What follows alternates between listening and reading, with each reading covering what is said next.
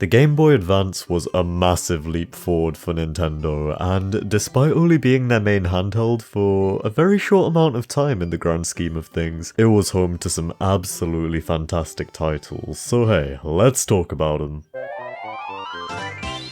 How's it going everyone, and welcome back to the Loading Zone, where we talk about all things Nintendo, and today we're going to be talking about the Game Boy Advance. Now, this is a handheld that I didn't actually grow up with. I only started playing GBA games about 2-ish years ago, so in that time I've just been trying to play everything I can, get as broad a range of experiences as possible, so I'm just going to be talking about some of my favourite games, some underrated games, you know, a few hidden gems, and we'll see how this shakes out. So the first game I'd like to talk about is the Legend of Zelda the Minish Cap. In my opinion, it's definitely one of the best GBA games out there, and as far as Zelda games go, it's actually pretty slept on. You know, you don't really hear many people talking about Minish Cap these days, and that's really a shame. One of the best things about it to me is the art style. It is gorgeous, like the pixel art is so nice. It holds up really well, and it might just be my favourite art style out of any Zelda game. The colours are really vibrant, which makes the environments a treat to explore. Somehow, even with the tiny pixels on the GBA screen, they crammed some really detailed and lively facial expressions into there, and that adds a sense of personality, a sense of charm. Then there's also the main mechanic of Minish Cap, the idea that you can shrink down in size and explore the world as pretty much the size of an ant, and that really shakes things up a bit. It's a really cool perspective. It makes things in the overworld, like leaves and random buttons, appear massive when in actuality they're pretty tiny. And this is used for a lot of different puzzles and enemy fights, and one example that really springs to mind is the boss of the first dungeon. Basically, this guy is an ordinary Choo-Choo, but because you go through the entire dungeon as Tiny Link, this dude appears massive. He looks like a giant Choo-Choo, and because of that, you can't just beat him by using your sword, you have to use the dungeon item. And speaking of which, the items in this game are really nice as well. You've got things like the Gust Jar, things like the Rocks Cape. Yeah, there's some really unique stuff here. I've also got to mention the main side quest mechanic of the game, which are the Kinstones. So these are little... how do I describe them? These are little stones that you gather from chests, cutting grass, just in the overworld, and essentially they form half of a circle. And some of the townsfolk will be holding their own kinstones, and what you need to do is match a kinstone from your inventory that you've collected with their corresponding kinstone, and doing that changes something in the overworld. So it might make a chest appear, it might make a tunnel appear, it might spawn in an enemy that will give you a load of rupees, and it is so cool and helps to really build on the world around you and make it feel a lot bigger.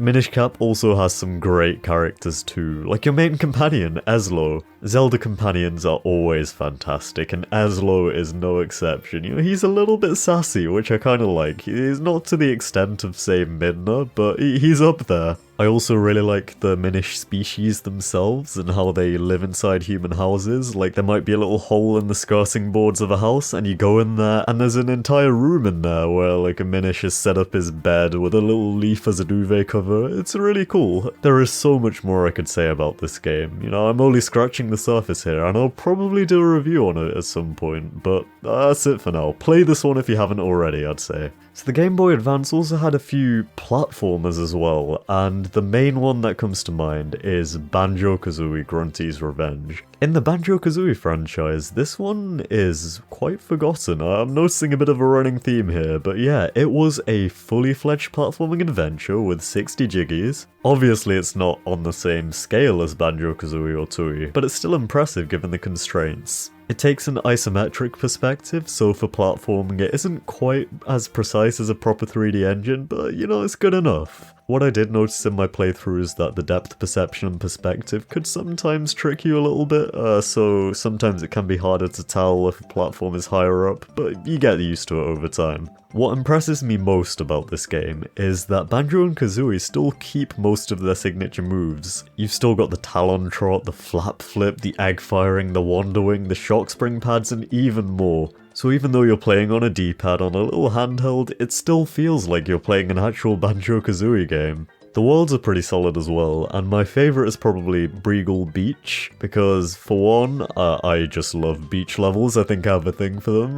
The music is really catchy and sounds even better in the N64 sound font, and there's also other Breagles there that aren't Kazooie, so you get to see more of the species, and that's just kind of cool as far as lore goes. One other thing that they kept from the N64 games is the transformation mechanic, which is so cool in itself. But what's different this time is that it actually lets you use any transformation in any level. It's a really welcome addition. So yeah, Gruntys Revenge, it's really nothing groundbreaking, but it's a short and sweet adventure, and if you're a Banjo-Kazooie fan who hasn't played it, it's worth a shot. So aside from platformers and action-adventure games, one of the most prevalent genres on the GBA is probably RPGs, and one of these would be Fire Emblem. Now, I believe this is Fire Emblem 7, or Fire Emblem the Blazing Blade, but it was actually the first Fire Emblem that released outside of Japan, so over here it was just called Fire Emblem, which confuses things a little bit, but hey, it's the one with Lyn, Hector, and Eliwood, that's what you need to know. I only started playing this game recently, actually, and it was my first Fire Emblem. I still haven't finished it, but so far I'm having a blast. And for me, it was pretty much the perfect introduction to the series. It was everything I could have asked for out of a first game. First and foremost, there's a 10 chapter long tutorial to teach you about all of the different mechanics, which was very welcome for me. It teaches you about the weapon triangle, the different types of units, the different terrains, ranged attacks, how to recruit people. It's pretty extensive, and yeah, I'm grateful for the fact that it's there. And also during this tutorial, permadeath is turned off, so if any of your units happen to run out of health, they're not gone forever, they come back after the tutorial. And the great part is that on future playthroughs you can actually skip this by selecting Lyn's hard mode, so it's great for veteran players as well. And of course, as someone who mains Roy in Smash, it was cool to learn about his dad and the story behind that. And once I'm done with this one, I'm probably going to play Roy's one as well, which I believe is called the Binding Blade. That one didn't release outside of Japan, but there's a lot of fan translations out there, so I want to give it a shot. And then, of course, there's the other titan of the RPGs, and that is the Pokémon game. So on the Game Boy Advance, you had Ruby, Sapphire and Emerald, and Fire Red and Leaf Green. So up until recently, I'd never actually played through the Kanto region before, and Leaf Green was actually my first experience of that, and it was great. I think it really helps that it takes place in Gen 3, because Gen 1 itself is quite primitive, it's quite dated, but then when you compare that to Gen 3, it feels a lot more like the modern Pokemon experience because it has those mechanics, things like held items, breeding, EVs, abilities, natures, things that we've become used to over time, so it makes it a lot easier to go back to than prior games in the series. There are a couple of things missing, like the fact that each type is either physical or special rather than specific moves being physical or special, but even then, mechanically it's still mostly up to date. Fire Red and Leaf Green also added some extra post-game content like the Sevi Islands and Elite Four rematches, and I had such a great rematch against the Elite Four because I think my entire team was level 60 and all of their Pokemon were in the level 70s. This is the champion match, by the way, and it was a struggle. Like, Blue killed all of my Pokemon bar one, and he had all 6 left by that point. But by some miracle, I still managed to win that match. I don't know how it happened. Like, my Rhydon just happened to get a crit on his Venusaur, and that allowed me to revive my entire team, get everyone back in the swing, and just beat the rest of his Pokemon. And it was probably the most intense Pokemon match I've had in any main series game. I haven't played through the Hoenn games yet, but I do intend to go through Emerald at some point. Right now I'm playing through Heart Gold, so I've got to finish that first. But once I'm done, yeah, I'm playing Emerald. And of course, Pokemon wasn't limited to just the main series games on the GBA, because you had a couple of spin-offs as well, like Pokemon Mystery Dungeon, Red Rescue Team. So this was the first Mystery Dungeon game that released, and essentially, if you don't know, it's a dungeon crawler type of game where you actually get to play as a Pokemon. In most Pokemon games, you obviously play as the trainer, so it's really cool to see the world through the lens of a Pokemon, even though you're just a person who's been turned into a Pokemon, but that's besides the point. The great thing about the Mystery Dungeon games is the characters as well, because the story is very fleshed out, and you do get attached to some of the Pokemon, like your little partner Pokemon that's with you for the whole journey, and I've heard that becomes even more apparent in the future Mystery Dungeon games, like Explorers of Sky. I've got to play that one at some point, but I've heard character-wise, story-wise, it's so good, and also emotional, from what I've heard. I don't know, I've never played it, but we'll see.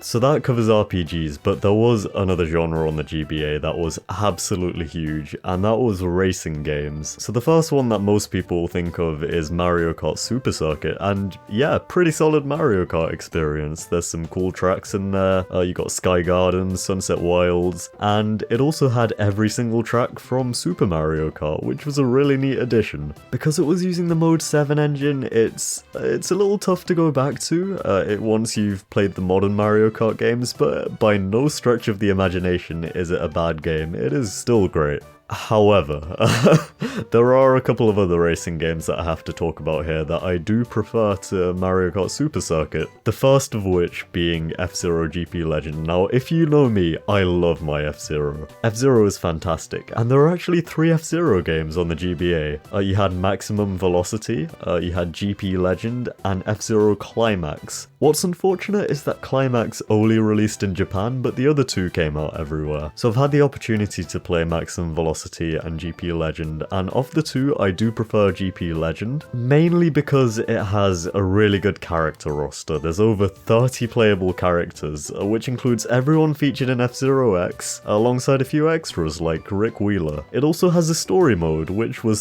supposed to tie into the anime. I can't say I've ever seen the F-Zero anime, I'm not sure if it's great. I'd imagine that it isn't fantastic, but hey, I could be surprised.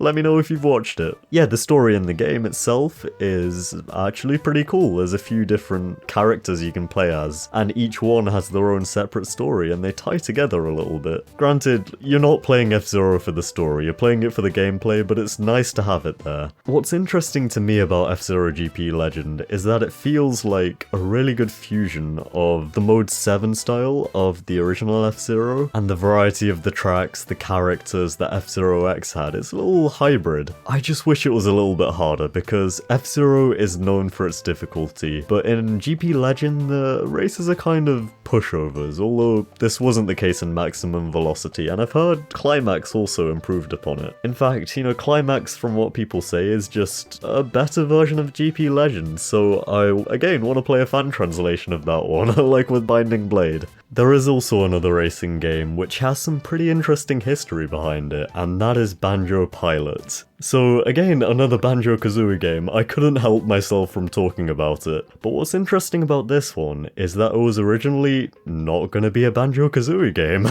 The development team were actually making Diddy Kong Pilot as a sort of successor to Diddy Kong Racing, and it does show. You can tell it was a reskin of a Donkey Kong game. I mean, the invincibility theme is literally just a remix of Jungle Groove from Donkey Kong Country, which is kind of funny, but yeah. And since Diddy Kong Pilot was pretty much a complete game before being turned into Banjo Pilot, fully playable ROMs of it still exist out there online and can be easily downloaded. But in terms of Banjo Pilot itself, solid GBA racer. The planes do add that element of verticality, so it makes it feel a bit more dynamic, and it's just a cool novelty, having a Banjo-Kazooie racing game. Not the only time Banjo and Kazooie have entered a vehicle, but we won't talk about that today. That's a story for another day entirely.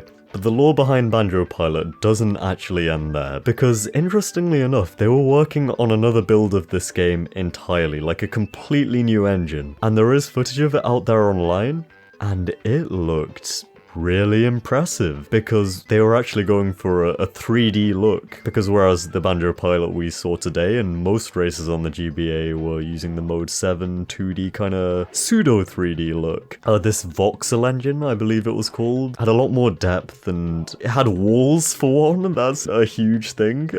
It's just a shame that it never made the cut. I believe it was because in the end the GBA just simply couldn't handle it with the graphical intensity of the whole 3D 3D thing with 8 races at once, with all the items and the music. It just lagged out the GBA like crazy, but again, you can still play it, you can still download it, builds of it out there exist online, so go ahead and try it out.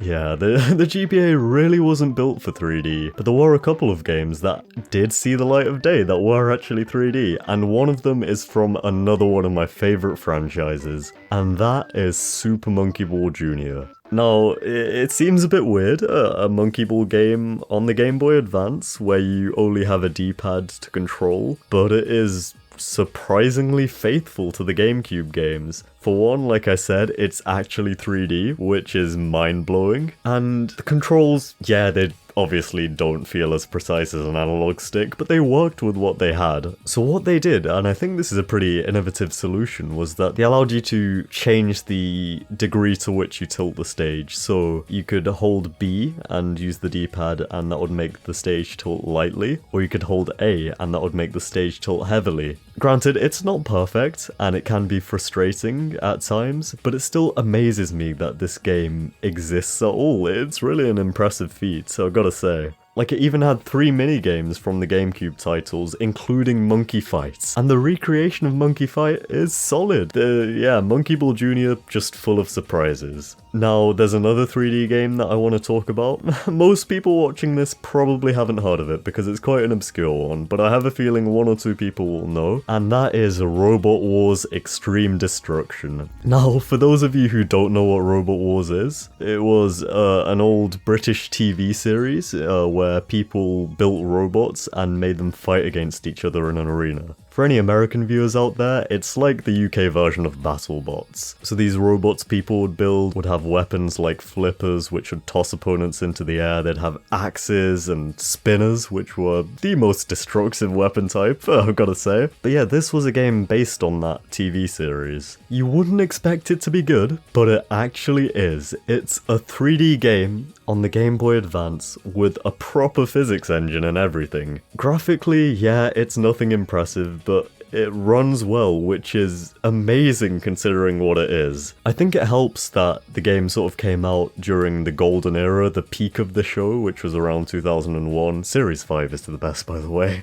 And it had some of the most iconic robots as a result. So you could have some of the dream matches that never happened, like Razor and Hypnodisc. I know that means nothing to 90% of the people watching this, but hey, it's cool to me. And there are other Robot Wars games that exist out there that were released for the PC, Xbox, PS2 and such, but despite being on stronger hardware, their physics engines weren't nearly as realistic. They were very exaggerated. So Robot Wars Extreme Destruction on the GBA of all things is, in my opinion, the best Robot Wars game out there. And if you're a fan of the show who owns a GBA, play this one. How they pulled all of this off on the Game Boy Advance, I will never know.